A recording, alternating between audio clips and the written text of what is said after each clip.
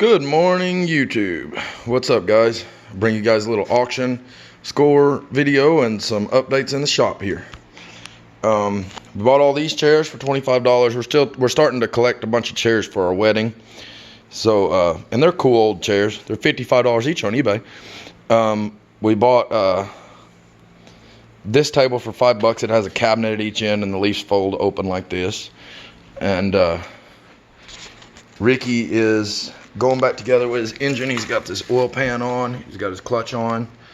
He's got his water neck that goes on under the motor mount on. All these bolts on. He's real meticulous about putting stuff back exactly where it came from. I just make sure the bolts are the same length, but I understand he doesn't do this stuff every day, so it took me so long to convince him to use power tools, like 6 years, and now he'll use an impact, but he doesn't mind taking a little extra time to do it right, and I respect that. Back in the day, it used to bother the hell out of me, but just because, you know, speed is the thing in this job. He's got to put his balancer back on, and he broke his I want to say it was threaded in. No, it was threaded in here. He broke his temperature sensor or oil pressure sensor one. I don't know which one it is. So he had to order that and a fuel filter and a few other things. But so this project will be back on track. The parts are supposed to be all in today, so that should be cold start this week sometime. Got a windmill. Got these things. I've been wanting some of these. You put this on the gooseneck ball, and you can set it on the ball so it sticks up over your top of your toolbox. And when you back up straight, you can see, you can watch it, the gooseneck trailer knock it over. The rest of this stuff pretty much just a cool old STP oil treatment can. I got this. I was happy to get this because I've got 5 of these used. So $5 for that is pretty good. Gas cans, you know, just a regular auction fodder. Other than that, extension cords, stuff like that, anchors, pipe wrenches. 2 little toolboxes. I just emptied them out, dumped them in the trash. I've already dumped all the stuff I was going to throw away out of this. And got a few pairs of channel lock, and even these ones are made in USA. I got all these vice grips, like $5 or $10. So we were starting to run short on regular vice grips. We got about 1 billion pairs of welding vice grips, but the regular vice grips seem to get legs faster. Got a bunch of paint for $1. We had 2 of these tractors, but Casey sold one to one of her friends. They were $17.50. Empty tote, empty buckets. All right, here, this thing is about a brand new snowblower. And at the auction, it gets hot and I get tired of sitting around there, and the auctioneer will be struggling for a bid for 5 minutes for something, and I run out of time for that. So I'll just start bidding, and I'll bid up to about a third of what something's worth, regardless to what it is. So I bid 50, 60, 70, 80, and when it got to 100, he's fishing and fishing and fishing, and nobody bid again. So I bought it for $100. It starts on the first pull, and it's basically brand new, but I don't know. I have a skid steer. We do have a little sidewalk, so I don't know. I'll probably just find somebody that wants it for $200 or even $150 and send her down the road.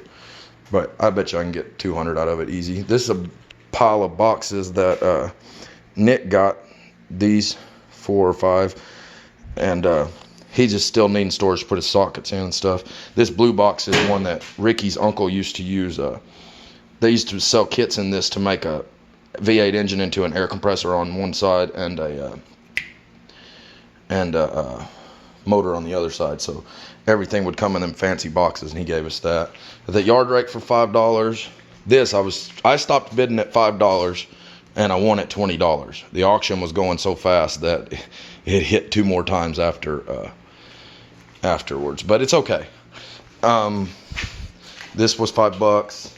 All right, so that's that stuff. Let me see if I can take you guys outside and show you the wood that we got for the project. I'll show you a little bit of what this place is right now. We were building fence with the old Ford, my very first truck right here, boys. She's a good one, Bo. She runs good. She's antique. This is Ricky's project. We pushed it out here on this tarp, and because it'd been sitting for a long time, and we washed everything real good, so that thing is ready to just be getting the motor throwed back in it. And this rust on the bed is really about all the rust on this. Usually those frame rails underneath of here, right here, will be rotted, and there's not any in this truck anywhere. So all this truck needs to make it pretty again is a nice flatbed. But we probably won't do that. We're not after looks, we're after functionality. Alrighty, so let's go over here. This is where the wood's at in the barn project.